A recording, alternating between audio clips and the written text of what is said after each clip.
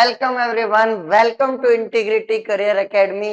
आई hope आप सभी मस्त होंगे। दिवाली का समय आ गया, हो सकता है कि आप दिवाली के बाद इस वीडियो को देख रहे हैं तो आपके मन में थोड़ी सी टेंशन होगी। टेंशन इस बात की होगी कि सर इतना कम समय रह गया है और मुझे ना कुछ समझ ही नहीं आ रहा है कि मैं कैसे पढ़ाई करूं, क्या क्या पढूं, कैसे कैसे तैयारी करूं। तो अगर आपने तैयारी कैसे करनी है ये जानना है तो आप हमारा यूट्यूब पे लास्ट 35 डेज का जो वीडियो ऑलरेडी अपलोड हो चुका है आप उसको देखिए, उससे आपको पता चलेगा। अगर आप हमारा कोर्स लेते हैं तो आपको उसमें बुकलेट प्रोवाइड की जाएगी, टेस्ट पेपर्स प्रोवाइड किए जाएंगे, तो आपको कुछ और देखने की जरूरत नहीं है, वीडियो सॉल्यूशन दिए जाएंगे। चलिए वो तो बात की बात है। अभी मैं आज आपके लिए क्या लेके आया हूं?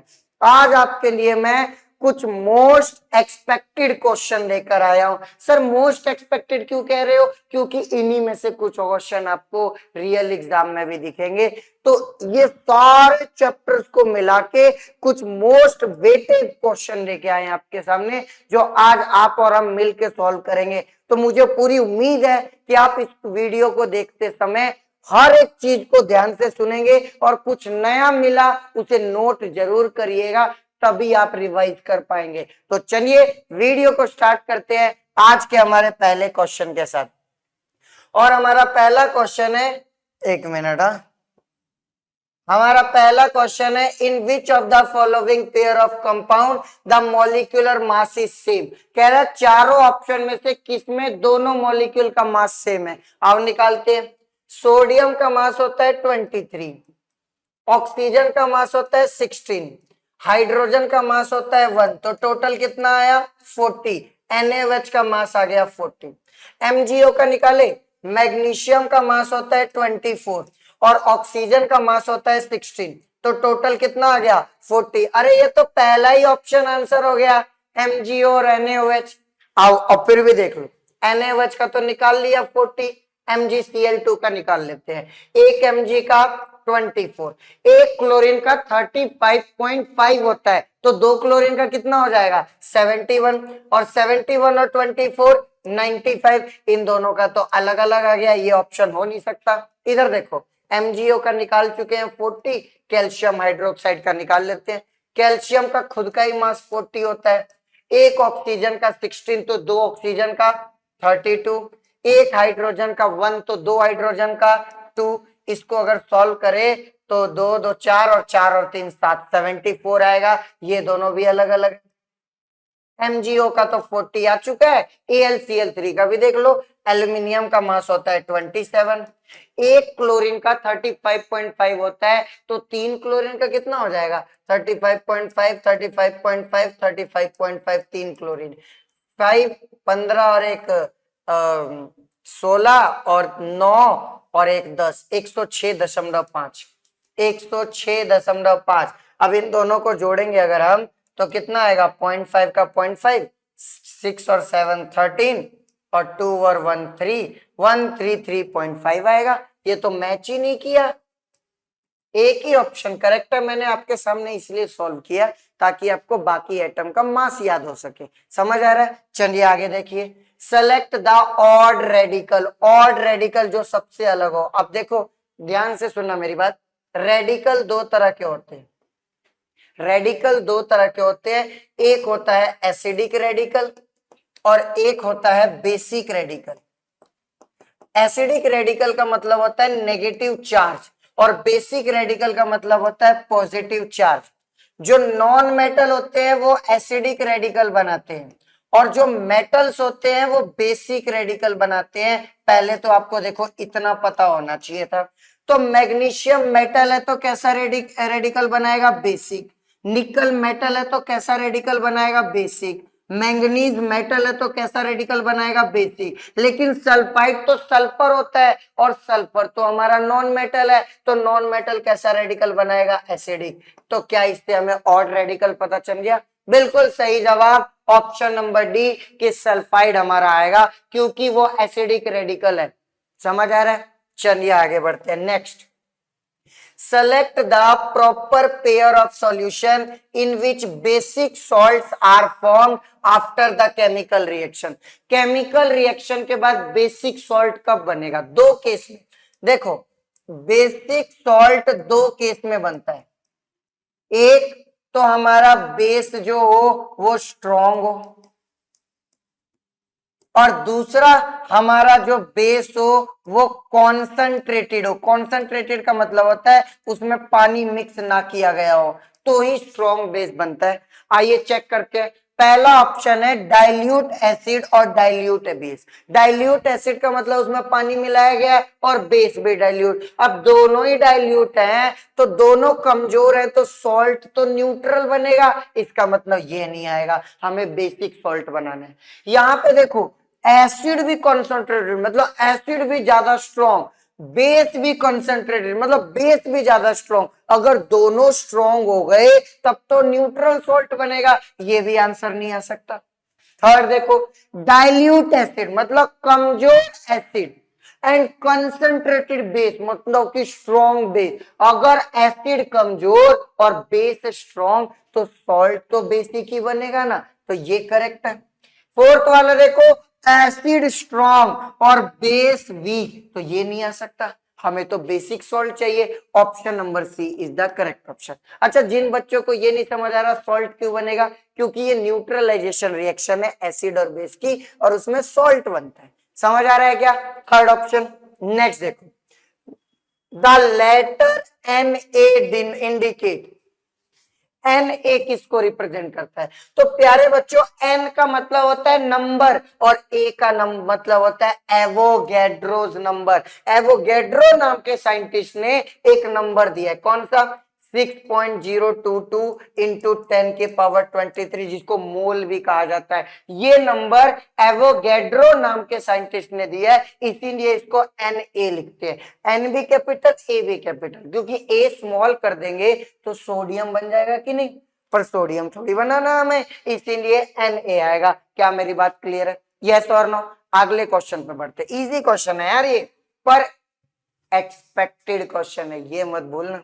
नेक्स्ट, Ag प्लस कैसा है? अभी अभी मैंने बताया प्लस चार्ज वाले को बेसिक रेडिकल कहते हैं, तो ऑप्शन में ये रहा, option number B basic radical. खटाक से टिक करिए, आगे बढ़िए, नेक्स्ट क्वेश्चन पे चलते हैं। आप अगर कंसेप्ट याद रखेंगे ना, क्वेश्चन तो महा इजी लगेगा। देखो, ये 1U किसे कहते हैं? अब प्यारे बच्चों, 1U को ही 1 AMU कहते हैं। AMU की फुल फॉर्म है एटॉमिक मास यूनिट, और U की फुल फॉर्म होती है यूनिफाइड मास। क्या पता वो फुल फॉर्म पूछ ले, इसीलिए रिस्क नहीं ले सकते, लिखवा दिया। अब इसका मास क्या होता है? 1 AMU का मास होता है 1.66 इंटू 10 के पावर -27 kg। अगर ग्राम में चाहिए तो 1.66 इंटू 10 के पावर -24 ग्राम। अगर आप सोचोगे कि सर आपने कैसे याद कर लिया, प्यारे बच्चों यही मास प्रोटॉन का होता है और यही मास न्यूट्रॉन का होता है, इंपॉर्टेंट नंबर है इसलिए याद किया गया है। तो आंसर आ जाएगा, आप देख लो ऑप्शन नंबर सी, क्योंकि इसी में -27 था। क्या मेरी बात समझ में आ रही है? इंपॉर्टेंट नंबर है, क्योंकि यही प्रोटॉन का मास होता है, यही न्यूट्रॉन का मास होता है, तो मैंने तो याद कर लिया, आप लोग भी कर लो। Next, find the correct option related to size of sodium and magnesium. Sodium और मैग्नीशियम के साइज का ऑर्डर। अब देखो, सोडियम का एटॉमिक नंबर होता है 11, मैग्नीशियम का एटॉमिक नंबर होता है 12। अगर इसका एटॉमिक नंबर 11 है तो इसके पास 11 प्रोटॉन होंगे और 11 ही क्या होंगे? इलेक्ट्रॉन। यस और नो? इसका एटॉमिक नंबर 12 है तो इसके पास 12 प्रोटॉन होंगे और इसके पास इलेक्ट्रॉन भी होंगे 12। अरे क्या इतना समझते हो क्या? यस और नो में जवाब दो। ओके, अगर मैं इसका स्ट्रक्चर बनाऊं प्यारे बच्चों, अगर मैं सोडियम का स्ट्रक्चर बनाऊं तो ध्यान से देखना, थोड़ा सा गोला ऊपर नीचे हो रहा है पर उसको छोड़ो।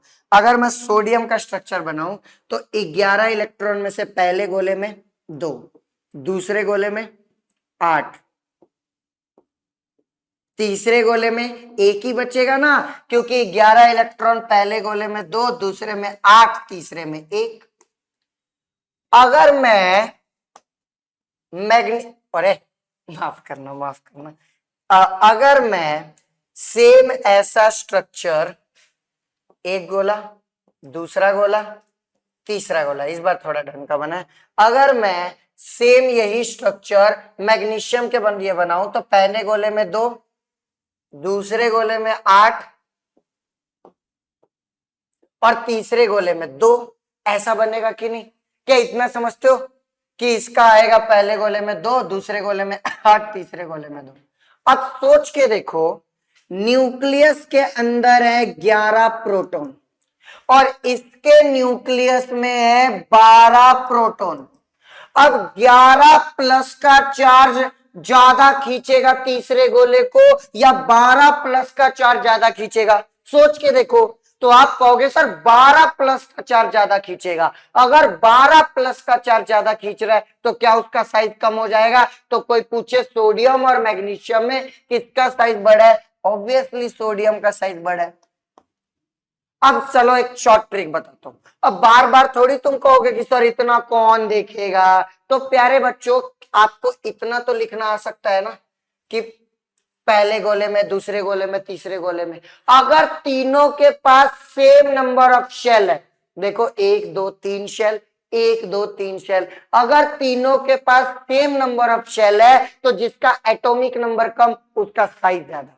क्या बोला मैंने? अगर तीनों के पास सेम नंबर ऑफ शेल है तो जिसका एटॉमिक नंबर कम उसका साइज ज्यादा। Option number A is the correct option. Clear है क्या? आगे बढ़ते हैं नेक्स्ट क्वेश्चन पे। In the vertical column of periodic table, rubidium is placed below potassium. Find out the proper reason for this from the following. देखो, आपने देखा periodic table, देखा ही होगा आप सभी ने, ऐसा कुछ दिखता है पीरियोडिक टेबल।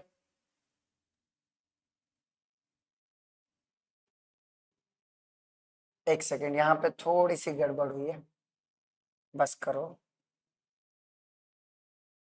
ऐसा होता है पीरियोडिक टेबल। अब आप पीरियोडिक टेबल में ये कह रहा है कि पोटेशियम के नीचे रखा गया है रुबिडियम को, तो बताइए उसका क्या कारण है? मैं बताता हूं उसका क्या कारण है। पीरियोडिक टेबल में 7 पीरियड होते हैं, 1 2 3 4 5 6 7, 7 पीरियड होते हैं पीरियोडिक टेबल में। और इस एलिमेंट को जिसके पास जितने शेल होते हैं उसको उतने पीरियड नंबर में रखा जाता है।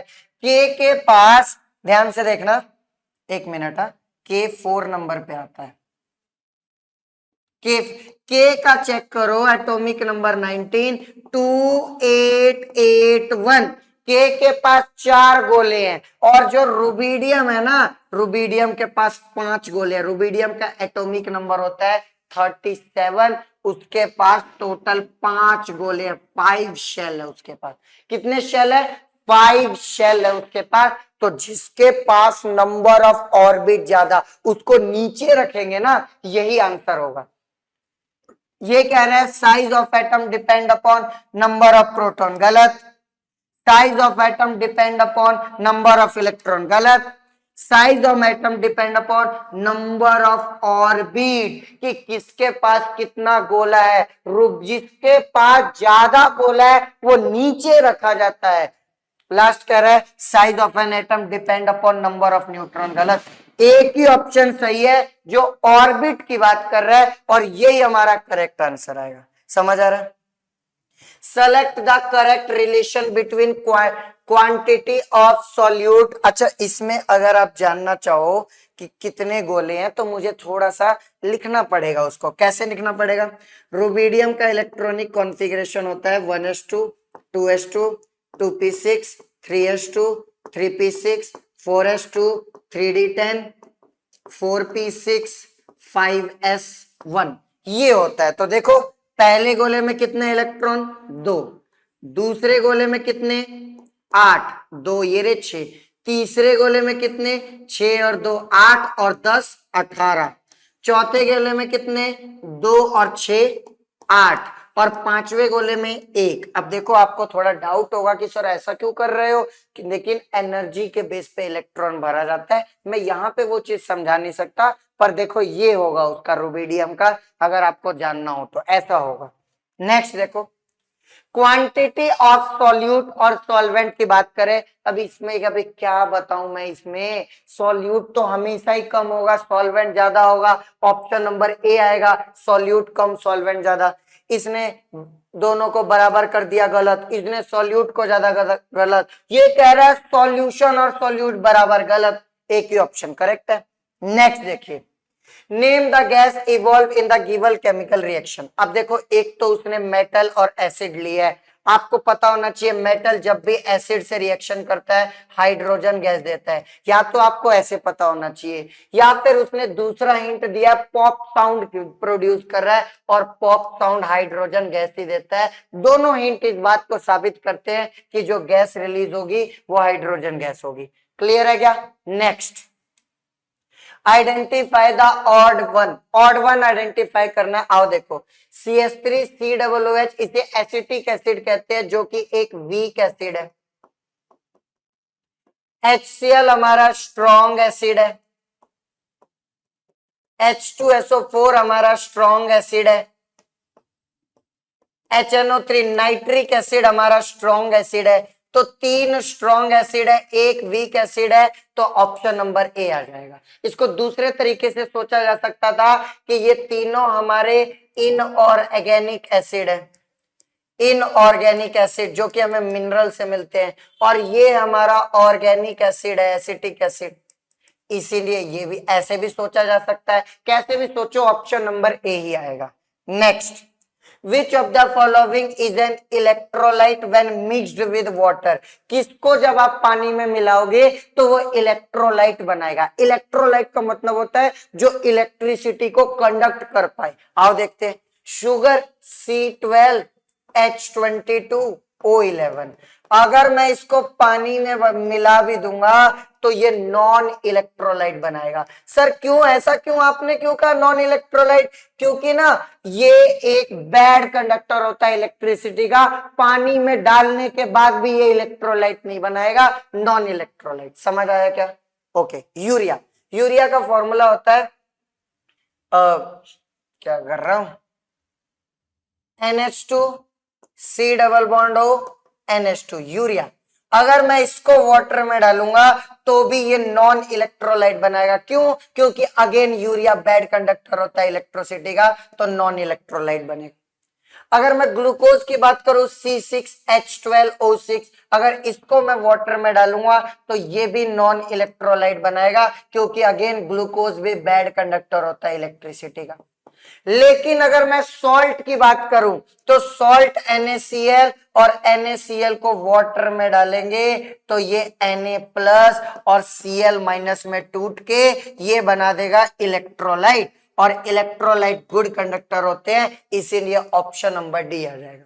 क्या पूरी बात समझ आ गई? मैं जो जो बताना चाहता था यहाँ पे आपको समझ आ गया क्या? कोई दिक्कत इसमें? चलिए आगे बढ़ते हैं। Next question, if we take Na2O in water, select the balance chemical equation।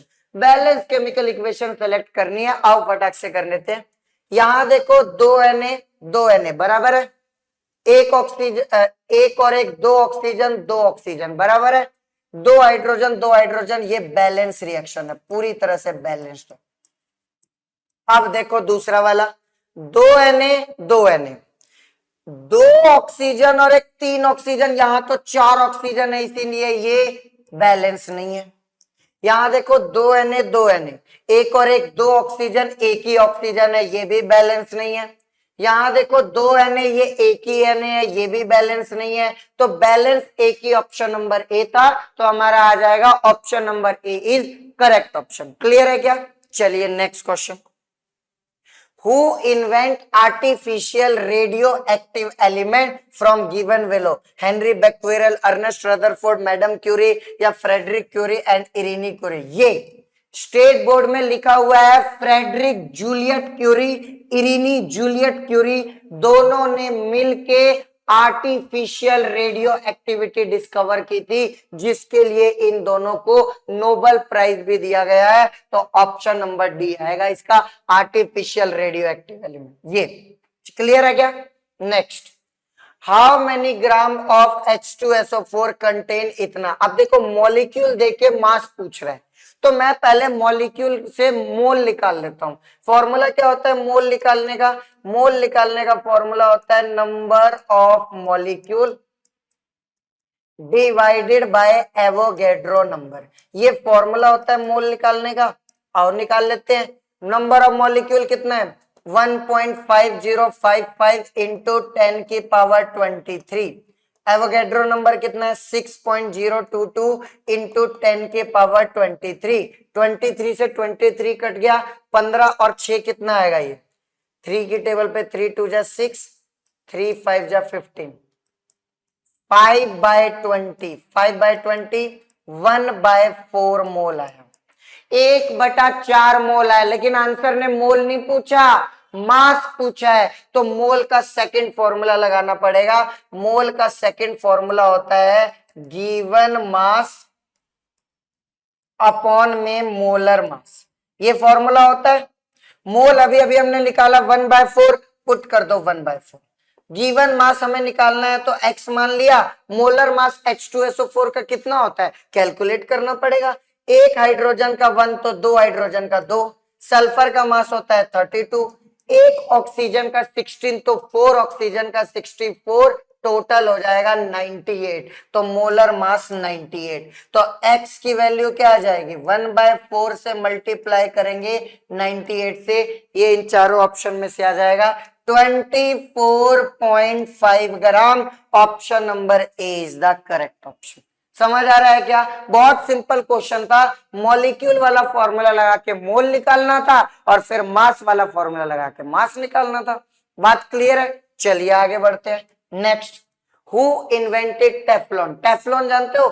Teflon जो होता है वो एक नॉन स्टिक प्लास्टिक है। नॉन स्टिक प्लास्टिक का मतलब है उस पे ऑयल स्टिक नहीं करता, उस पे वाटर स्टिक नहीं करता, नॉन स्टिक प्लास्टिक है। तो किसने इन्वेंट किया? स्टेट बोर्ड ने दिया हुआ है, रॉय जे प्लंकेट ने टेफ्लॉन को डिस्कवर किया। क्लियर है? याद रख लो, अब इसमें क्या ही बताऊंगा मैं। Next, inorganic substance are generally found in which form? जो इनऑर्गेनिक सब्सटेंस है वो ज्यादातर किस फॉर्म में मिलेंगे? एसिड फॉर्म में, बेस फॉर्म में, सॉल्ट फॉर्म में, ऑर्गेनिक कंपाउंड। जब बात ही इनऑर्गेनिक की आ गई है तो ऑर्गेनिक की तो बात ही नहीं होगी। अब एसिड, बेस या सॉल्ट? प्यारे बच्चों आंसर आएगा सॉल्ट। क्यों? क्योंकि washing soda, baking soda, sodium chloride, bleaching powder, plaster of Paris सब तो सॉल्ट फॉर्म में मिल रहे हैं, तो सॉल्ट ही तो आंसर देना पड़ेगा ना। तो generally inorganic substance salt form में मिलते हैं, याद रख लेना। Next, identify the salt given below whose source is halite mineral. Halite mineral किस में मिलता है? रॉक सॉल्ट में, क्योंकि रॉक सॉल्ट जो हिमालय में रॉक्स होते हैं उनमें हलाइट मिनरल रॉक सॉल्ट में मिलता है। Option number A is the correct option. ये भी स्टेट बोर्ड की किताब की एज इट इज लाइन उठाई हुई है इसने। Next, in which of the following substance the carbon is found in free state? अब फ्री स्टेट का मतलब है कि उस कंपाउंड में केवल कार्बन होना चाहिए, कार्बन के अलावा कोई दूसरा एटम नहीं होना चाहिए। अब डायमंड बनाने में तो केवल कार्बन लगता है, तो डायमंड के अंदर तो कार्बन फ्री स्टेट में है, लेकिन मार्बल में तो नहीं है ना, क्योंकि मार्बल का फॉर्मूला होता है कैल्शियम कार्बोनेट, और कार्बन के अलावा दूसरे एटम भी आ गए, और फ्री स्टेट का मतलब होता है सिर्फ कार्बन, इसीलिए ये नहीं आ सकता। वूल भी नहीं आ सकता, क्योंकि वूल बनाने के लिए प्रोटीन का यूज होता है, और प्रोटीन में कार्बन के अलावा दूसरे एटम भी यूज होते हैं, ये भी नहीं आ सकता। ग्रेफाइट आ सकता है, क्योंकि ग्रेफाइट बनाने में अगेन सिर्फ कार्बन लगता है, इसीलिए एक पी और एक एस ये फ्री स्टेट में मिलते हैं। Option number A is the correct option. Clear है क्या मेरी बात? कोई डाउट? आप याद भी कर सकते हो, कार्बन के ना 3 एलोट्रोप है। एक का नाम एलोट्रोप, मैं यहां लिख देता हूं एलोट्रोप्स ऑफ कार्बन। एक का नाम है डायमंड, एक का नाम है ग्रेफाइट, और एक का नाम है फुलरीन। ये तीनों कार्बन के एलोट्रोप फ्री स्टेट में मिलते हैं क्योंकि इसमें सिर्फ कार्बन होता है और तीनों में से प्योरेस्ट हम इसको मानते हैं, ये सबसे ज्यादा प्योरेस्ट है। ठीक है, एक्स्ट्रा इंफॉर्मेशन है, दिमाग में रख लेना। Next, which of the following is crystalline allotrope of carbon. अभी अभी बात की कि कार्बन के क्रिस्टलाइन 3, डायमंड, ग्रेफाइट, फुलरिन। पीट कोल का टाइप है और कोल अमरफस फॉर्म होता है। अमरफस, अमरफस का मतलब होता है जिसका ना स्ट्रक्चर फिक्स ना हो, कोल का कोई स्ट्रक्चर फिक्स नहीं होता। फुलरिन, फुलरिन कार्बन से मिलकर बना है, ये क्रिस्टलाइन है, क्रिस्टलाइन फॉर्म है ये। लिग्नाइट, ये भी कोल का एक टाइप है, अमरफस फॉर्म है। चारकोल, ये भी अमरफस फॉर्म है कार्बन का, क्योंकि इनका स्ट्रक्चर कोई फिक्स थोड़ी होता है। अमरफस, एक ही स्ट्रक्चर सही है, यहाँ पे स्पेलिंग में मत जाना। एक फुलरिन जो कि ये जो मैंने अभी पीछे निकलवाए थे ना, डायमंड, ग्रेफाइट, फुलरिन, ये क्रिस्टलाइन फॉर्म है, क्रिस्टलाइन फॉर्म। मान लो अमरफस पूछ लेता तो आप अमरफस में बता देना। कोल जिसके 4 टाइप होते हैं, पीट, लिग्नाइट, बिटुमिनस, एंथ्रासाइट। चारकोल और कोक, ये अमरफस फॉर्म में आते हैं, तो इसको दिमाग में रखना। ठीक है, आगे बढ़ते हैं। Choose the correct group of compound having triple bond. Triple covalent bond किसमें होता है, आओ देखते हैं। याद रखना कि अगर कार्बन कार्बन सिंगल बॉन्ड है तो किसी भी नाम के पीछे आपको एन दिखेगा। अगर कार्बन कार्बन डबल बॉन्ड है तो किसी भी नाम के पीछे आपको इन दिखेगा। समझ आ रहा है क्या? और अगर कार्बन कार्बन ट्रिपल बॉन्ड है तो किसी भी नाम के पीछे आपको आइन दिखेगा। तो यहाँ पे एन, इन, आइन में से ट्रिपल बॉन्ड के तो आइन दिखेगा ना। तो आइन कहाँ दिख रहा है? इसमें तो नहीं दिख रहा। एक देखो आइन वाई में दिख रहा है, एक जेड में दिख रहा है, इसमें भी नहीं दिख रहा। वाई में आइन है, जेड में आइन है, इसका मतलब ट्रिपल बॉन्ड भी वाई और जेड में है। Option number C is the correct option. क्या मेरी बात क्लियर है सभी को? कोई डाउट है क्या इसमें? ओके, चलिए आगे बढ़ते हैं। Next, which of the following is not the property of covalent compound? इनमें से कौन सा कोवेलेंट कंपाउंड की प्रॉपर्टी नहीं है? पहला, अब देखो मैं बताता हूं, पहले सुन लो मेरी बात। कोवेलेंट कंपाउंड बैड कंडक्टर होते हैं, मतलब बहुत थोड़ी कंडक्टिविटी दिखाते हैं। कोवेलेंट कंपाउंड का लो मेल्टिंग पॉइंट और बॉइलिंग पॉइंट होता है। कोवेलेंट कंपाउंड वाटर में तो इनसॉल्युबल होते हैं, लेकिन कार्बन वाले ऑर्गेनिक सॉल्वेंट में सॉल्युबल होते हैं। अब पढ़ते हैं इसको। ये कह रहा है low melting point and boiling point, बिल्कुल सही बात है। कोवेलेंट कंपाउंड का लो मेल्टिंग पॉइंट और बॉइलिंग पॉइंट होता है, और आयनिक कंपाउंड का हाई होता है, याद रखना। सॉल्युबल इन ऑर्गेनिक सॉल्वेंट, बिल्कुल सही बात है, क्योंकि कोवेलेंट वाले वाटर में इनसॉल्युबल होते हैं, लेकिन ऑर्गेनिक सॉल्वेंट में सॉल्युबल होते हैं। लो मेल्टिंग पॉइंट और हाई बॉइलिंग पॉइंट, बिल्कुल गलत बात है। बॉइलिंग पॉइंट भी लो होता है, ये हाई बता रहे हैं। Conductor of heat and electricity in very small scale, बिल्कुल सही बात है। बैड कंडक्टर है तो बहुत स्मॉल स्केल पे कंडक्टिविटी दिखाते हैं। हमसे ना उसने गलत पूछा था और एक थर्ड ऑप्शन ही गलत है, तो option number C is the correct option. Clear रहेगा? चलिए आगे देखिए। Next, what is the correct reason for releasing less CO2 in methane? अब मीथेन का फॉर्मूला है CH4। जब आप इसका कंबशन करवा रहे हो, जब आप इसको जला रहे हो, तो ये CO2 और H2O एक ही CO2 देता है। तो ये बोल रहा है कि मीथेन इतना कम CO2 क्यों दे रहा है? अरे भाई, उसके फॉर्मूले में ही एक कार्बन है, तो जब कार्बन ही एक है तो CO2 तो कम ही देगा ना वो। पहला ऑप्शन कह रहा है क्योंकि वो गैस है रूम टेम्परेचर पे, गलत। दूसरा ऑप्शन है कि वो कलरलेस है, अबे कलरलेस का क्या लेना देना। तीसरा ऑप्शन हाईली इनफ्लेमेबल, इनफ्लेमेबल है पर इसका CO2 से क्या लेना देना। Fourth option methane is a shortest length hydrocarbon, बिल्कुल सही बात है। एक ही कार्बन बेचारे के पास है तो लेस CO2 देगा। Option number D is the correct option. Clear है क्या? नेक्स्ट क्वेश्चन देखिए। ये महा इजी क्वेश्चन है। एक रिएक्शन है और बोल रहा है पी और क्यू बताइए, तो आओ भैया यहां लिखते हैं CH4, इसकी रिएक्शन किसी से तो करवा रहे हैं, तो बन रहा है CO2 2H2O प्लस कुछ तो भी बन रहा है, इस कुछ तो भी में भरना है। अरे साफ सी बात है यार, अगर CO2 और वाटर बन रहा है तो कंबशन हो रहा होगा। कंबशन का मतलब जलाना, जलाने के लिए ऑक्सीजन लगता है, मतलब PO2 होगा।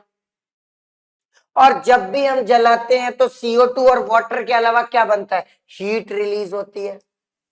तो ऑप्शन तो मिल गया PO2 और Q हीट, लेकिन बैलेंस भी करना है। आओ बैलेंस करते हैं। एक कार्बन बराबर है 4 हाइड्रोजन, 2 2 जा 4 हाइड्रोजन बराबर है। ऑक्सीजन इधर 2 है, लेकिन इधर कितने ऑक्सीजन है, 2 यहां और 2 यहां, 4 ऑक्सीजन है। तो यहां भी 4 ऑक्सीजन करने के लिए 2 लगाना पड़ेगा। मतलब P हमारा आया 2O2 और Q हमारा आया हीट। ऐसा ऑप्शन कहां है, ऑप्शन नंबर बी 2O2 और हीट। अरे यस और नो, ये हमारा करेक्ट ऑप्शन हो जाएगा। क्लियर है क्या? आगे देखिए, find the odd one out according to symbol. इन चारों में से ऑड वन आउट छांटना है सिंबल के बेस पे। तो देखो आपको पता है ना, कुछ एलिमेंट के इंग्लिश अल्फाबेट में सिंबल है, कुछ का लैटिन वर्ड से सिंबल बनाया गया है, ये उसी के बेस पे। सिल्वर जो एजी होता है सिल्वर, इसका लैटिन वर्ड है अर्जेंटम, और इस अर्जेंटम वर्ड से ये एजी बना है, तो ये लैटिन सिंबल है। ठीक है। मैग्नीशियम, ये नॉर्मल मैग्नीशियम इंग्लिश वर्ड है, मैग्नीशियम ये नॉर्मल इंग्लिश लेटर है, कुछ इसका नहीं है। एयू, एयू हम कहते हैं गोल्ड को, और गोल्ड एक लैटिन वर्ड ऑरम से मिला है, तो ऑरम यहाँ पे लैटिन वर्ड है। के का नाम होता है पोटेशियम, और पोटेशियम यहाँ पे लैटिन वर्ड कैलियम से आया है, और कैलियम भी लैटिन वर्ड है। तो देख रहे हो 3 लैटिन वाले हैं, एक इंग्लिश वाला है, तो ऑड वन आउट में ऑप्शन नंबर बी आएगा ना, मैग्नीशियम। क्या मेरी बात समझ में आ रही है? तो 25 का बी। चलिए नेक्स्ट देखिए, which of the following chemical substance is present in shikakai. Shikakai मतलब सोप होता है, सोप में हम क्या यूज करेंगे, सेपोनिन यूज करेंगे, क्योंकि सेपोनिन सोप बनाने में जो फेस बनता है वो सेपोनिन की वजह से बनता है। तो 26 का डी हो जाएगा सेपोनिन। क्या मेरी बात समझ में आ रही है? Okay, next question, what is the natural gas used for. Natural gas का यूज कहां कहां होता है? तो नेचुरल गैस का यूज तो इलेक्ट्रिसिटी जनरेट करने में भी होता है, पावर स्टेशन में, हीटिंग होम घरों में हीट करने में, मान लो गरम को, रूम को गर्म करने के लिए गैस को कंबशन जला के हीटिंग में, फर्टिलाइजर बनाने में तो होता ही होता है इसका यूज। और भैया दिल्ली की बसें सीएनजी पे चलती हैं, तो उसमें भी चारों के चारों यूज नेचुरल गैस के हैं। तो ऑप्शन नंबर डी आएगा, first second third fourth. Clear है क्या? चलिए आगे बढ़ते हैं। Next, which of the following chemical reaction is endothermic. इनमें से कौन सी रिएक्शन एंडोथर्मिक है? एंडोथर्मिक का मतलब है कि हीट एब्जॉर्ब होगा। हीट एब्जॉर्ब होगा से मेरा मतलब है कि हमें हीट देनी पड़ेगी। तो आओ देखते हैं। अब एक मजेदार बात बताऊं, अगर कहीं पे भी एसिड और बेस आ जाए, कहीं पे भी, समझ जाना वो एक्सोथर्मिक होगा, क्योंकि एसिड और बेस को हीट देनी नहीं पड़ती, वो खुद हीट रिलीज करते हैं। क्या NaOH एक बेस है? तो बेस वाला तो एक्सोथर्मिक होगा। क्या कैल्शियम हाइड्रोक्साइड बेस है? तो ये भी एक्सोथर्मिक होगा। क्या H2SO4 एसिड है? तो ये भी एक्सोथर्मिक होगा। अरे एसिड और बेस वाला तो एक्सोथर्मिक होगा ही होगा। एक अमोनियम क्लोराइड, ये सॉल्ट है, और इसको वाटर में डालते हैं तो थोड़ी सी हीट देनी पड़ती है। तो अमोनियम क्लोराइड का डिसोल्यूशन एंडोथर्मिक है, और इसने एंडोथर्मिक ही पूछा था, तो 26 का ऑप्शन नंबर ए आ जाएगा। क्लियर है क्या? ओके, आगे देखिए, complete the following analogy. Analogy को कंप्लीट करिए। क्लोरीनेटेड वाटर, पानी में क्लोरीन जो डाला गया है तो क्लोरीन गैस होता है और वाटर लिक्विड होता है। तो डेंटल अमलगम क्या होता है? अब डेंटल अमलगम जो दांत में भरने के लिए फिलिंग होती है, दांत के अंदर की फिलिंग, वो डेंटल अमलगम। अब अमलगम वर्ड मर्क्यूरी को बताता है, तो एक तो मर्क्यूरी आएगा जो कि लिक्विड होता है, और इसके बाजू वाला अगर मान लो सिल्वर हुआ या कुछ और हुआ, वो सॉलिड होता है। तो लिक्विड सॉलिड डेंटल अमलगम का आएगा। ये सॉलिड सॉलिड कह रहा है गलत, ये लिक्विड लिक्विड लिक्विड सॉलिड सही है, सॉलिड लिक्विड गलत है। ऑप्शन नंबर सी कि मर्क्यूरी लिक्विड, पर जरूरी नहीं है सिल्वर ही होगा, कॉपर कुछ और भी हो सकता है, पर दूसरा सॉलिड होता है। तो लिक्विड सॉलिड ये एनालॉगी को कंप्लीट करेगा। क्या मेरी बात क्लियर है? अमलगम वर्ड कभी भी दिख जाए समझ जाना वो मर्क्यूरी की बात कर रहा है। Next question, arrange the following metal in the ascending order according to their malleability. Malleability का असेंडिंग ऑर्डर बताना है। आइए देखते हैं। गोल्ड बेस्ट मेलिएबल होता है, सेकेंड सबसे ज्यादा मेलिएबल गोल्ड है। जो सिल्वर है सेकंड बेस्ट कह सकते हो मेलिएबल। जो एल्यूमिनियम है हाईली मेलिएबल। और क्या है? प्लेटिनम। प्लेटिनम मेलिएबल तो देखो वो भी है, लेकिन ज्यादा नहीं है, सबसे ज्यादा नहीं है। तो इसका असेंडिंग ऑर्डर बनेगा कि सबसे कम प्लेटिनम, प्लेटिनम से ज्यादा एल्यूमिनियम, एल्यूमिनियम से ज्यादा सिल्वर, और सिल्वर से ज्यादा गोल्ड। ये बनेगा असेंडिंग ऑर्डर। तो एस आओ चेक करना पड़ेगा। प्लेटिनम दूसरे नंबर पे है, एल्यूमिनियम तीसरे नंबर पे है, सिल्वर फोर्थ नंबर पे है, और गोल्ड फर्स्ट नंबर पे है। 2341 2341 2341। Option number B is the correct option. Clear है क्या सभी को? मेलिएबिलिटी का मतलब होता है किसी मटेरियल को पीट पीट के पतली शीट, फ्लैट शीट या फॉइल बना देना, उस प्रॉपर्टी का नाम होता है मेलिएबिलिटी, और मेटल मेलिएबिलिटी दिखाते हैं। Next, which of the following dilute acid is used for sterilization of water? इसका मतलब होता है किल करना बैक्टीरिया को। आप जानते हो बैक्टीरिया को किल करने के लिए कौन सा एसिड यूज होगा?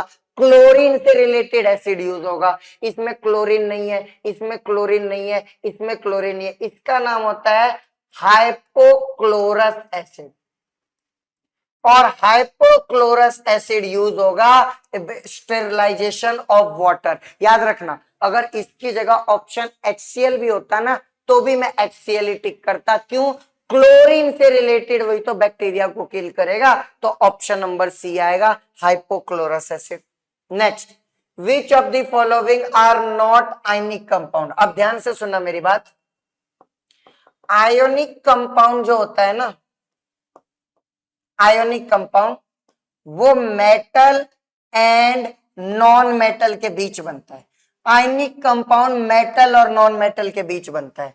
और जो कोवेलेंट कंपाउंड होता है ना, कोवेलेंट कंपाउंड याद कर लो, मैं इसलिए बता रहा हूं, वो नॉन मेटल और नॉन मेटल के बीच बनता है। कोवेलेंट कंपाउंड नॉन मेटल और नॉन मेटल के बीच बनता है। हमसे ये कह रहा है कि कौन आयनिक कंपाउंड नहीं है, इसका साफ साफ मतलब है कि ये कोवेलेंट की बात कर रहा है, कि ये जानना चाहता है कौन कौन कोवेलेंट कंपाउंड है। आइए देखते हैं। पहला ऑप्शन है KCl। KCl में पोटेशियम मेटल है और क्लोरीन नॉन मेटल है। तो पोटेशियम मेटल और क्लोरीन नॉन मेटल, तो ये तो आयनिक कंपाउंड हो गया। सेकंड देखो HCl। अब देखो हाइड्रोजन नॉन मेटल है, क्लोरीन भी हमारा नॉन मेटल है, तो नॉन मेटल के बीच में कैसा बनेगा? कोवेलेंट बनेगा, मतलब दूसरा कोवेलेंट है। थर्ड आ जाओ CCl4। ध्यान से देखो, कार्बन हमारा नॉन मेटल है, क्लोरीन हमारा नॉन मेटल है। नॉन मेटल और नॉन मेटल के बीच में कैसा कंपाउंड बनता है? कोवेलेंट कंपाउंड बनता है। फोर्थ देखो NaI। NaI में सोडियम हमारा मेटल है और आयोडीन हमारा नॉन मेटल है, और मेटल और नॉन मेटल में क्या बनता है, आयोनिक बनता है। तो कौन कौन आयोनिक नहीं है, एक दूसरा वाला नहीं है, एक तीसरा वाला आयोनिक नहीं है, क्योंकि वो कोवेलेंट है। तो आंसर आ जाएगा second and third.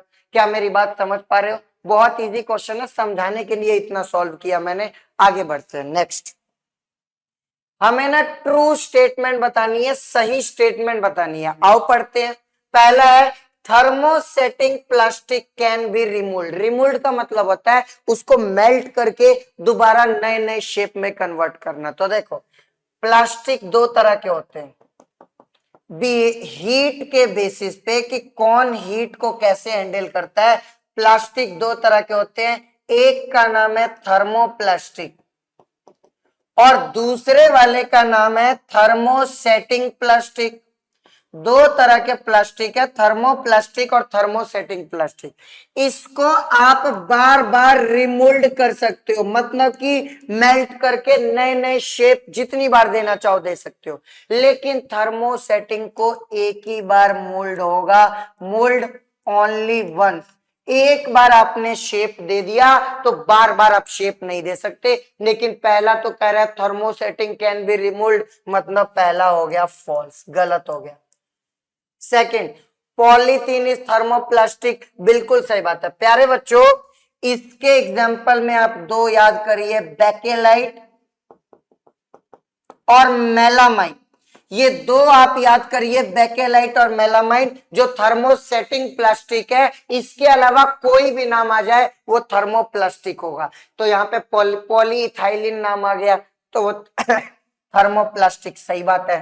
Third, melamine is used for making cup saucer. Melamine का यूज करके कप या साउसर प्याला बनता है, बिल्कुल सही बात है। क्योंकि मेलामाइन ना हीट को टॉलरेट कर सकता है, तो उस गर्म चीजों को रखने के लिए कप और साउसर बनाने में मेलामाइन यूज होता है, ये भी सही है। PVC is used for making hand bag and shoes, बिल्कुल सही बात है। एक मिनट, सही बात है कि नहीं? पीवीसी सही है, पीवीसी का यूज करके हैंड बैग और शूज बनते हैं, ये भी सही बात है। और पीवीसी थर्मोप्लास्टिक का एग्जांपल है। तो हमसे ना क्या पूछा था, सही पूछा था। एक दूसरा सही है, एक तीसरा सही है, एक चौथा सही है। Option number B is the correct option. Second, third, fourth, first गलत हो गया, ठीक है ना। नेक्स्ट देखिए, which of the following are balancing of stannic and stannous. अब देखो एसएन को टिन कहते हैं, एसएन को क्या कहते हैं, टिन। टिन की दो वैलेंसी होती है, एक SN+2 वाली और एक SN+4 वाली। जब टिन +2 में होता है उसका नाम होता है स्टेनस आयन, और जब टिन +4 में होता है उसका नाम है स्टेनिक आयन। तो हमसे पूछा गया पहले स्टेनिक, तो स्टेनिक 4 वैलेंसी वाला, और दूसरा स्टेनस तो 2। तो आंसर आएगा 4 और 2 वाला। 4 और 2, option number A is the correct option. पहले 4 लेना पड़ेगा ना, क्योंकि यहाँ पे पहले स्टेनिक की बात कर रहा है। समझ में आ रही है क्या? नेक्स्ट क्वेश्चन देखिए, समझ तो आ रहा होगा, हाँ चलो देखते हैं इसको। ये कह रहा है a student heat 25 gram of reactant x, जो कि 25 ग्राम है, उसकी रिएक्शन करवा रहा है वाई से जो 50 ग्राम है, वाई से करवा रहा है जो कि 50 ग्राम है, रिएक्शन करवा रहा है। He obtain 50 gram of product Z, तो उसे जेड मिला 50 gram, and recover 25 gram of unreacted Y, और जो रिएक्शन नहीं कर पाया वाई, वाई टोटल 50 ग्राम था लेकिन 25 ग्राम ऐसा मिला जो रिएक्शन नहीं कर पाया। तो बताइए which of the following laws are confirm. अब देखो 50 + 25 टोटल 75 ग्राम होता है, 50 + 25 टोटल 75 ग्राम होता है। ये इस बात को साबित करता है कि मास दोनों में सेम रहेगा, mass is neither created not destroyed, और इसे ही तो law of conservation of mass कहते हैं। तो ये law of conservation of mass को। दूसरा, जेड 50 ग्राम ही बना, इसका मतलब तो ये हुआ ना कि कंपाउंड कितना मास लेगा वो फिक्स होता है। आप ये नहीं कि आप जितना लोगे वो सारा ही रिएक्शन कर लेगा, जरूरी नहीं है, जितनी जरूरत है उतना ही रिएक्शन होता है। तो कांस्टेंट प्रपोर्शन उनका फिक्स्ड प्रपोर्शन होता है, इस बात को भी साबित कर रहा है। मल्टीपल प्रपोर्शन यहाँ कुछ भी नहीं है, इन दो लॉ को प्रूव कर रहा है ये, इसीलिए फर्स्ट और second option number B is the correct option. Clear है क्या? चलिए आगे बढ़ेंगे। How many molecules are present in 69 gram of ethanol? Mole, अब देखो मास देके मॉलिक्यूल पूछ रहा है, तो पहले तो मोल निकालना पड़ेगा। अब मोल का फॉर्मूला होता है गिवन मास अपॉन में molar mass, given mass upon में मोलर मास। गिवन मास कितना है? 69 ग्राम। और इथेनॉल का मोलर मास कितना होगा? अब देखो इथेनॉल का फॉर्मूला होता है C2H5OH। तो काउंट करो, दो कार्बन, एक कार्बन का 12 तो दो का 24, 6 हाइड्रोजन का 6, एक ऑक्सीजन का 16, कितना हो जाएगा? 24 और 16 40 और 6 46 ग्राम आ गया इसका मोलर मास, 46 ग्राम। ये कट जाएगा, किसी से तो कटेगा, 3 की टेबल से कट रहा है क्या? हाँ, किससे कटेगा ये? 69/46 23 से कट जाएगा। 23 2 जा 46, 23 3 जा 69, 3/2, 3/2 मोल आया। हमें मोल नहीं चाहिए, हमें मॉलिक्यूल चाहिए।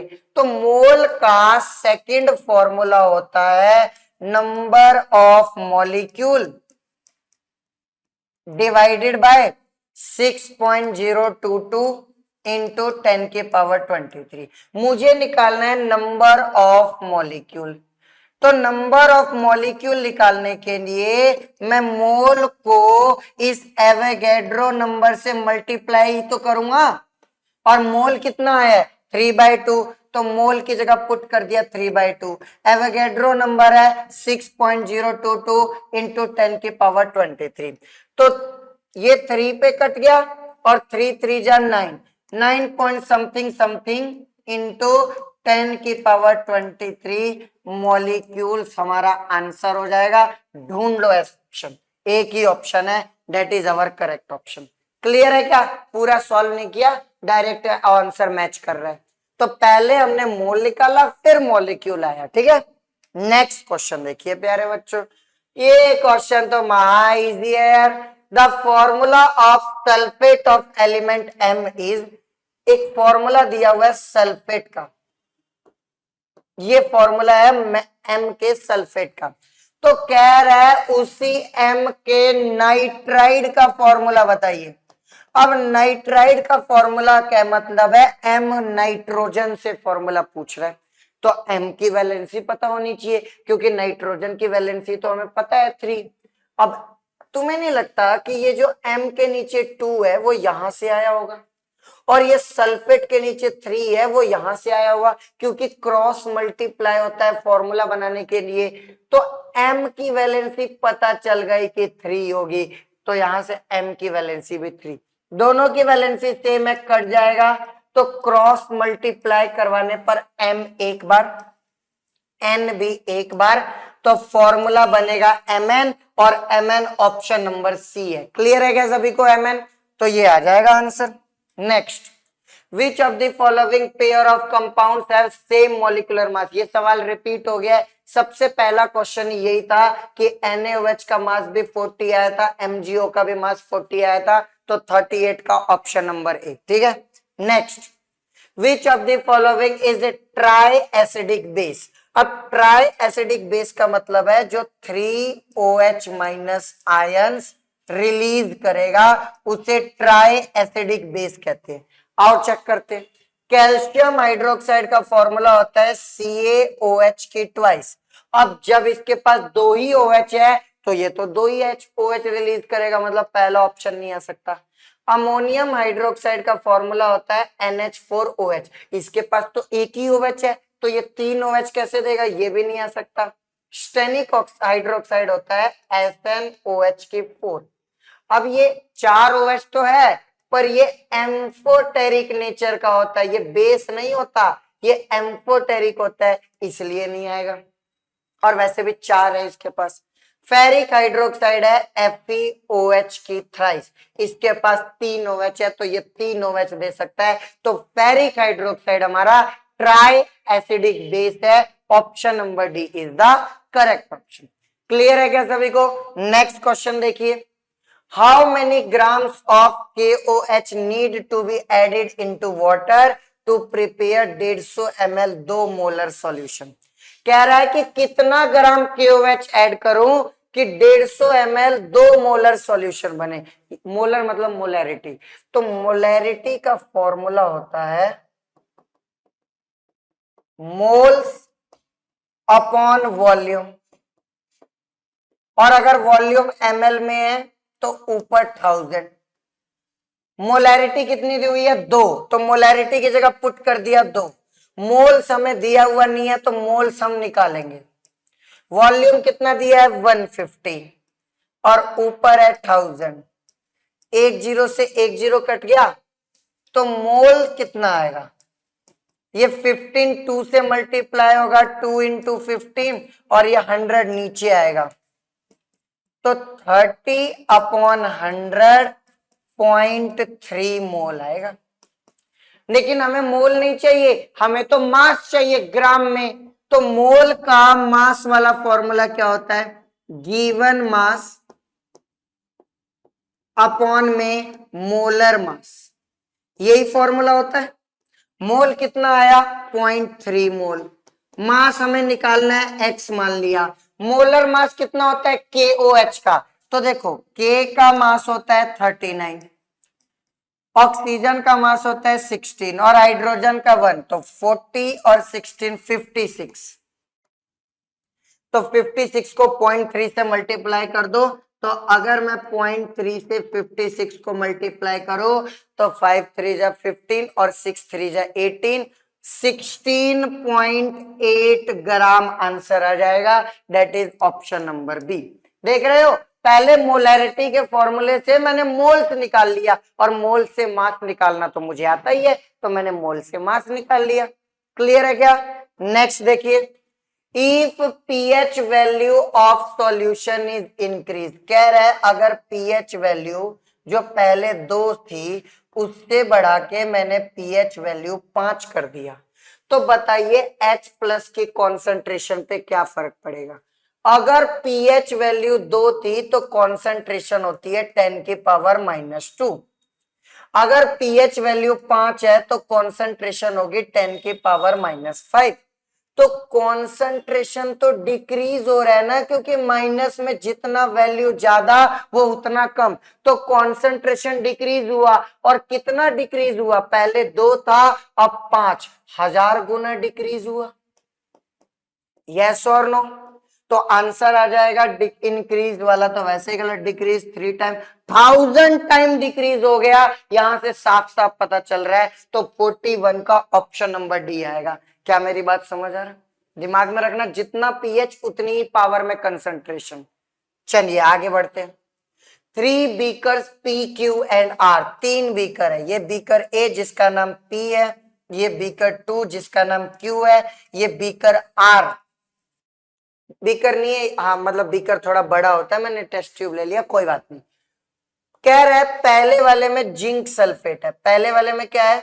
Zinc sulphate. दूसरे वाले में है सिल्वर नाइट्रेट, और तीसरे वाले में है फेरस सल्फेट।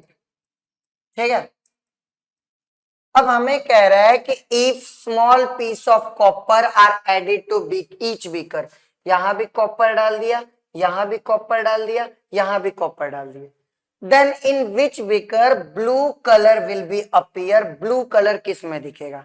तो देखो, अगर मैं बात करूं कॉपर और जिंक, तो कॉपर और जिंक में से ज्यादा रिएक्टिव जिंक होता है, तो लेस रिएक्टिव वाला तो रिएक्शन ही नहीं होगा, तो पहले बीकर में रिएक्शन ही नहीं होगी। दूसरे में आ जाओ, कॉपर और सिल्वर। कॉपर और सिल्वर में ज्यादा रिएक्टिव कौन है? कॉपर ज्यादा रिएक्टिव है, मतलब यहां रिएक्शन होगी। और रिएक्शन कैसी होगी मैं नीचे लिख देता हूं। कॉपर जब रिएक्शन करेगा सिल्वर नाइट्रेट के साथ, तो वो बना लेगा कॉपर नाइट्रेट और सिल्वर को अलग कर देगा डिस्प्लेसमेंट रिएक्शन, और इसी कॉपर नाइट्रेट का ब्लू कलर होता है, तो इसमें तो ब्लू कलर दिखेगा।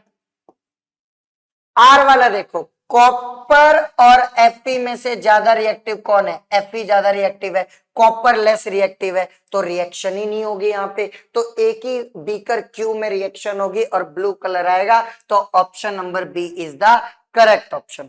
क्लियर है क्या सभी को ये ऑप्शन नंबर बी? आगे बढ़ते हैं। Identify the correct option for X Y and Z. ऐसे सवाल तो देखो बहुत सिंपल होते हैं। अब मैं कैल्शियम हाइड्रोक्साइड की रिएक्शन किससे करवाऊं कि कैल्शियम कार्बोनेट बने? तो देखो यहां पे लिखता हूं मैं, कैल्शियम हाइड्रोक्साइड, इसकी रिएक्शन X से करवाने पर कैल्शियम कार्बोनेट प्लस वाटर बन रहा है। अब देखो हमारे पास जो कैल्शियम है वो कैल्शियम यहां भी है, हमारे पास कार्बोनेट नहीं है, तो हमें एक ऐसा केमिकल चाहिए जो कार्बोनेट बनाए। देखो ये कार्बोनेट बना सकता है? नहीं, पहला ऑप्शन गलत। ये कार्बोनेट बना सकता है? नहीं। CO2 कार्बोनेट बना सकता है? ये नहीं बना सकता। हमें पता चल गया X हमारा CO2 है। क्लियर है क्या? अब दूसरी रिएक्शन देखो, दूसरी रिएक्शन कह रहा है मैं कैल्शियम कार्बोनेट की किससे रिएक्शन करवाऊं कि बन जाए कैल्शियम नाइट्रेट प्लस में CO2 प्लस में जेड। अब ध्यान से देखो, कैल्शियम का कैल्शियम है हमारे पास, CO2 के लिए कार्बोनेट भी है हमारे पास, लेकिन NO3 तो नहीं है, तो Y हमें वो चाहिए जिसके पास NO3 हो। देखो यहाँ पे NO3 है और यहाँ तो वाटर बन जाएगा, वो तो बात ही अलग है। आंसर हमें मिल गया, option number C is the correct option. ऐसे क्वेश्चन बहुत सिंपल होते हैं, इजी होते हैं। नेक्स्ट देखिए, What happened to solid CO2 when pressure is decreased to 1 atm, 1 atmosphere? जब प्रेशर कम हो जाएगा तो CO2, सॉलिड CO2 जिसको हम ड्राई आइस भी कहते हैं, क्या फर्क पड़ेगा जब प्रेशर 1 एटमॉस्फेरिक प्रेशर जब हम डिक्रीज कर देंगे?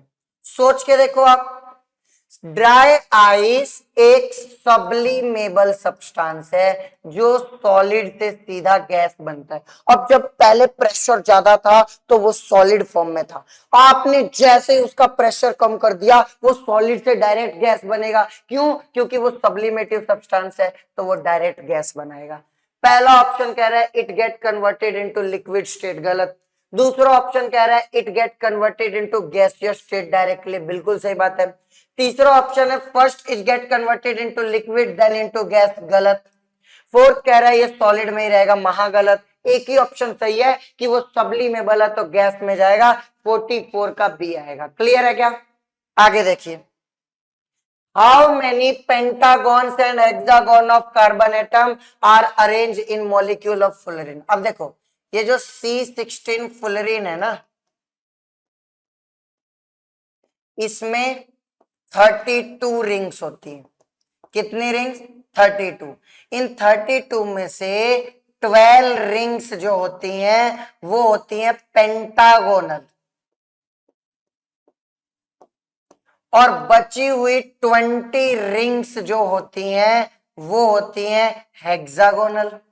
तो हमसे पूछा भी यही गया कि कितने पेंटागोनल और कितने हेक्सागोनल, तो pentagonal 12, hexagonal 20, option number A is the correct option. अरे क्या मेरी बात समझ में आ रही है? चलिए next question, read the following statement carefully and select the correct alternative. Methane is the smallest hydrocarbon, बिल्कुल सही बात है। मीथेन में एक ही कार्बन है, CH4, मीथेन स्मॉलेस्ट हाइड्रोकार्बन है। Methane is used as a domestic fuel, बिल्कुल सही बात है, घरों में मीथेन यूज होता है। तो बताइए कौन सा ऑप्शन सही है? Both statement first and second are true and statement first is the correct explanation of statement second. First is the correct, okay. ये कह रहे हैं both statement are true and statement second is the correct explanation of first, बिल्कुल सही बात है। ये false वाले गलत। देखो सही तो दोनों है, लेकिन डोमेस्टिक फ्यूल की तरह कब यूज किया जाता है? जब हाइड्रोकार्बन हो, क्योंकि हाइड्रोकार्बन डोमेस्टिक फ्यूल का काम करते हैं। तो इसका आंसर आएगा सही, दोनों है। और दूसरे का करेक्ट रीजन पहला वाला है, मतलब दूसरा पहले वाले का करेक्ट रीजन है कि वो हाइड्रोकार्बन है, इसीलिए डोमेस्टिक फ्यूल में यूज होता है। Option number B is the correct option. Clear है? Next, how many covalent bond are present in propane? अब देखो, प्रोप का मतलब होता है 3 कार्बन, एन का मतलब कार्बन कार्बन सिंगल बॉन्ड। अब कार्बन 4 बॉन्ड बनाता है, एक बॉन्ड इससे बना लिया तो बचे हुए बॉन्ड हाइड्रोजन से बनाएगा। इस कार्बन ने 2 बॉन्ड बना लिए तो अपने बचे हुए 2 बॉन्ड हाइड्रोजन से बनाएगा। इसने एक बॉन्ड बनाया है तो अपने बचे हुए 3 बॉन्ड हाइड्रोजन से, इसे ही हम कहते हैं प्रॉप, और सिंगल बॉन्ड की वजह से एन। अब कितने कोवेलेंट बॉन्ड है? काउंट करो, 1 2 3 4 5 6 7 8 9 10, 10 कोवेलेंट बॉन्ड है। Option number B is the correct option. अरे यस और नो, आसान था ना। कोवेलेंट बॉन्ड नॉन मेटल के बीच में, ये सब नॉन मेटल है तो इन्हीं के बीच का बॉन्ड ढूंढना था। Next question, which of the following statement is false with respect to CO2? CO2 के लिए कौन सी स्टेटमेंट गलत है? बॉइलिंग पॉइंट -78.5, ये स्टेट बोर्ड की बुक में भी दिया हुआ है, बिल्कुल करेक्ट है ये। मेल्टिंग पॉइंट 69, अभी ऐसा कैसे हो सकता है? बॉइलिंग पॉइंट से तो कम ही होता है ना मेल्टिंग पॉइंट, इसने तो ज्यादा लिख दिया।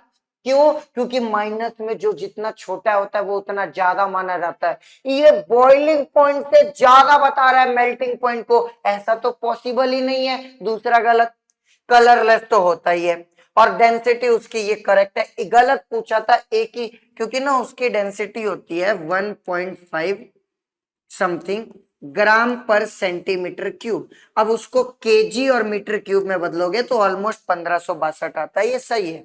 तो एक ही गलत ऑप्शन है और गलत ही पूछा गया था, तो ऑप्शन नंबर सेकंड आ जाएगा, जो कि गलत। Next, what is the ratio of number of boron atom to the sodium atom in the molecule of borax? अब देखो, बोरेक्स का फॉर्मूला होता है Na2B4O7.10H2O, ये बोरेक्स होता है। बोरोन और सोडियम का रेशियो पूछा है, बोरोन एटम और सोडियम एटम का रेशियो पूछा है। बोरोन का है 4, सोडियम का है 2, तो इसका कट के हो जाएगा 2:1। ऑप्शन नंबर कौन सा आएगा? ऑप्शन नंबर सी आ जाएगा, 2:1। बहुत सिंपल था, बस आपको बोरेक्स का फॉर्मूला पता होना चाहिए था, तो ही आप इस सवाल को कर सकते थे। Next, guess who I am, कह रहे बताओ मैं कौन हूं। I am found in crystalline form, मैं क्रिस्टलाइन हूं। I in my aqueous solution blue litmus remain unaffected, मतलब ब्लू ब्लू ही रहता है, इसका मतलब ये बेस है, बेसिक है। I am used in glass and paper industry, इसका मतलब इसमें सोडियम होगा, क्योंकि ग्लास बनाने के लिए सोडियम का यूज होता है। I am hygroscopic, मतलब मैं मॉइस्चर को एब्जॉर्ब करता हूं।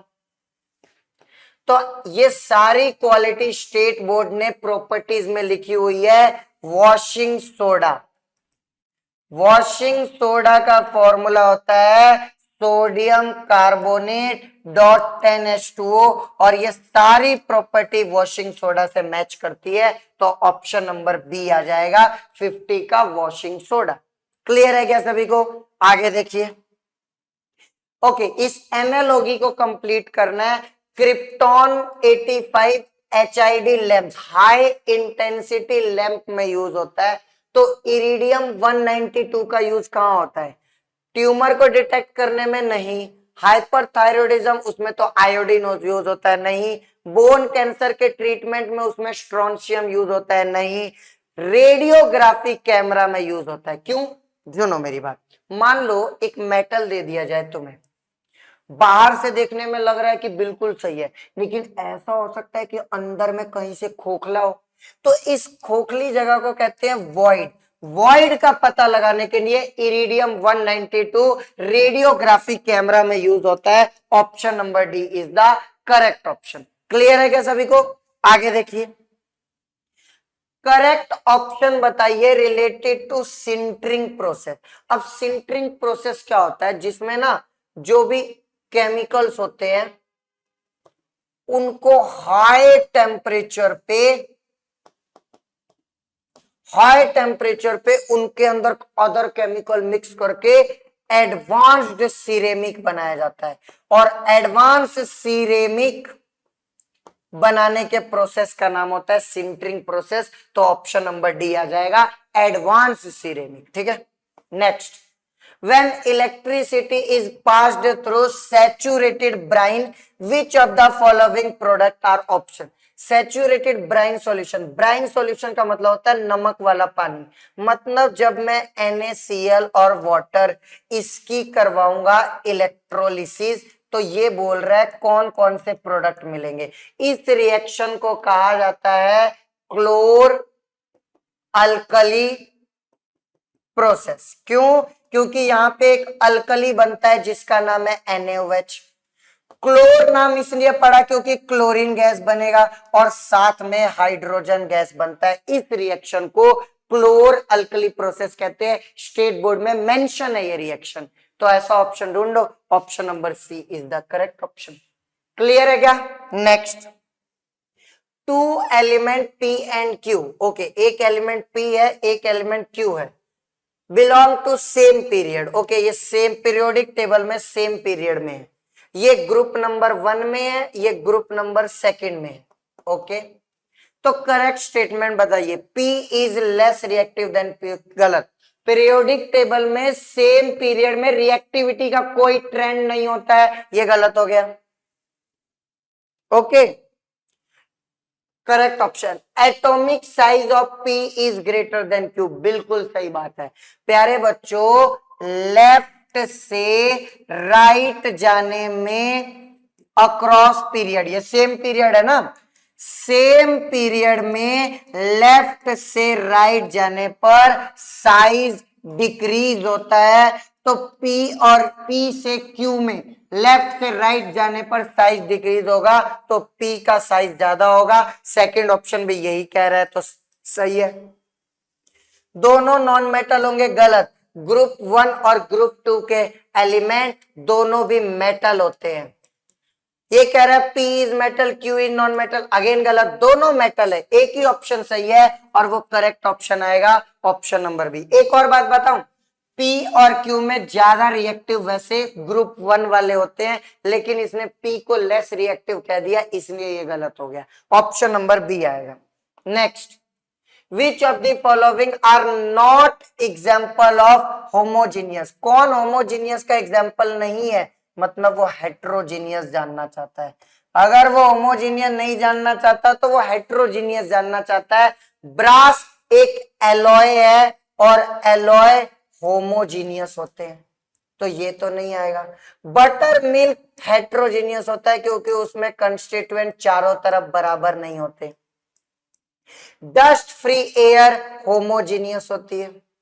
मॉइस्ट एयर में वाटर हर जगह बराबर अमाउंट में नहीं होगा, हेट्रोजीनियस। तो हमसे ना नॉट अ होमोजीनियस मतलब हेट्रोजीनियस पूछा था। एक दूसरा हेट्रोजीनियस है, एक फोर्थ ऑफ हेट्रोजीनियस है। Option number B is the correct option. Clear है क्या? नेक्स्ट देखिए, when red phosphorus is heated, तो फॉस्फोरस के दो ऑक्साइड बनेंगे, P2O3 और P2O5। हमें फॉस्फोरस की वैलेंसी बतानी है दोनों में। तुम ध्यान से देखो, तुम्हें नहीं लगता ये 3 यहां से आया होगा और ये 2 यहां से आया होगा? तो इससे साफ साफ पता चल रहा है फॉस्फोरस की वैलेंसी 3। यहां देखो 5 यहां से आया होगा और 2 यहां से आया होगा, साफ साफ पता चल रहा है फॉस्फोरस की वैलेंसी 5।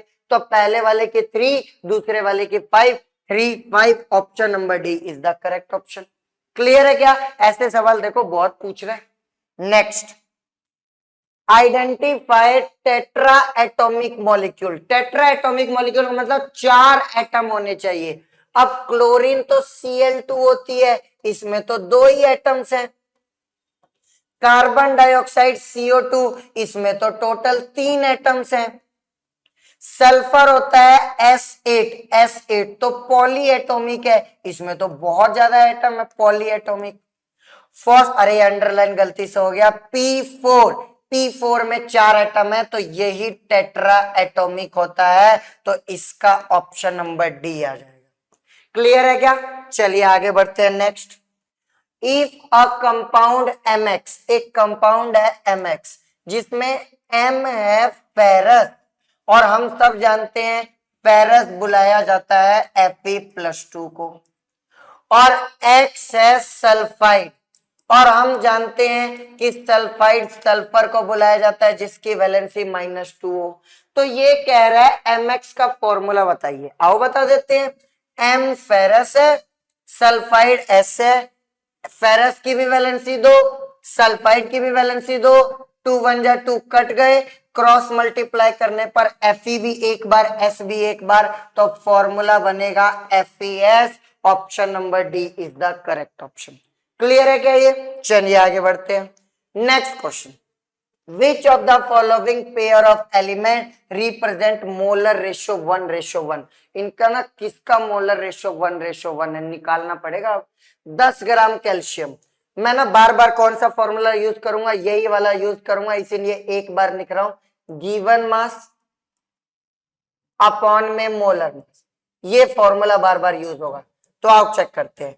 अगर मैं 10 ग्राम कैल्शियम का निकालू तो गिवन मास 10 ग्राम और कैल्शियम का मोलर मास 40, तो इसका आया 1/4।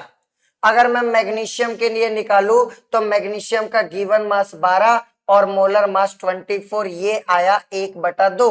अब 1/4 और 1/2 का मोलर रेशियो 1:1 तो होगा नहीं, इसीलिए पहला आंसर नहीं आएगा। सेकंड देखो, मैं 12 ग्राम मैग्नीशियम में अभी अभी निकाला, 12 ग्राम मैग्नीशियम का होता है 1/2। सेकंड है 6 ग्राम कार्बन, तो गिवन मास 6 ग्राम, मोलर मास 12, 1/2 और 1/2 मोलर रेशियो 1:1 आएगा। दूसरा ही हमारा आंसर है। फिर भी तीसरा देखो, 12 ग्राम कार्बन, तो गिवन मास 12 ग्राम, मोलर मास 12 ग्राम, मोलर रेशियो 1 आया। 20 ग्राम calcium, given mass 20, molar mass 40, 1/2 आया। अब 1 और 1/2 1:1 तो बनाएंगे नहीं, ये भी गलत। फोर्थ देखो, 20 ग्राम सोडियम, तो गिवन मास सोडियम का 20, मोलर मास सोडियम का कितना होता है 23, इसका तो 20/23 आया। और इधर कैल्शियम का गिवन मास 20, मोलर मास 24, 1/2 आया। तो ये भी रेशो 1:1 नहीं है, एक ही ऑप्शन में रेशो 1:1 था और वही हमारा करेक्ट ऑप्शन होगा। क्लियर है? Next, the average atomic mass. Okay, मैं बताता हूं एवरेज एटॉमिक मास निकालने का पहले तो फॉर्मूला देखो। एवरेज एटॉमिक मास निकालने का फॉर्मूला होता है पहले का मास इनटू पहले की परसेंटेज प्लस दूसरे का मास इनटू दूसरे की percentage divided by total percentage 100। ठीक है, अब यहां पे हमें एवरेज एटॉमिक मास उसने पहले ही दे दिया 16.24, तो मैं यहां पुट कर देता हूं 16.24। मास उसने पहले का दिया है 16, तो पहले का मास 16। परसेंटेज हमें निकालना है तो पहले की परसेंटेज को x मान लेता हूं। ओके, दूसरे का मास कितना है 18, दूसरे की परसेंटेज कितनी होगी 100 माइनस x होगी। ये जितनों को नहीं समझ आया ध्यान से देखो, मैं समझाने की कोशिश करता हूं, ध्यान से देखना।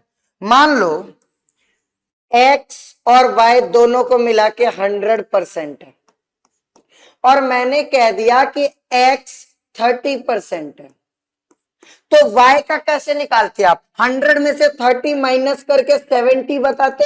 वही चीज तो मैं यहां कर रहा हूं। अगर x का परसेंट मैंने 100 मान लिया तो दूसरे वाले का परसेंटेज 100 माइनस x से निकलेगा ना। क्या मेरी बात समझ पा रही है? अब इस क्वेश्चन को सॉल्व करते हैं। 100 इधर मल्टीप्लाई में जाएगा तो ये 1624 होएगा, 2 डेसिमल गायब हो जाएगा। 16 को x से मल्टीप्लाई 16x, 18 को 100 से मल्टीप्लाई 1800 और 18 को माइनस x से मल्टीप्लाई तो माइनस का 18x, यही हो रहा है। अब ध्यान से देखो 1624, 16x में से 18x जाएगा, माइनस का 2x बचेगा और प्लस में 1800। अब क्या करते हैं, इस 2x को इधर भेज देते हैं, इसको इधर ले आ जाते हैं, तो 2x बराबर 1800, ये माइनस में गया 1624। इसको इससे माइनस करेंगे तो कितना आएगा, 2x बराबर 630 और 70, तो 170 आएगा ना, 1800, तो ये 1724 और 176 आएगा। तो x की वैल्यू कितनी आ गई, 176/2, 88% आया x। कह रहा पहले वाले को x माना था, तो वो कह रहा है कि x 816 का परसेंटेज आया 88%। अगर इसका 88 आया है तो बताओ इसका परसेंटेज कितना आएगा, 100 माइनस 88, 12%। तो 88 और 12%, option number D is the correct option. Clear है क्या, थोड़ा सा और कुछ, ओके।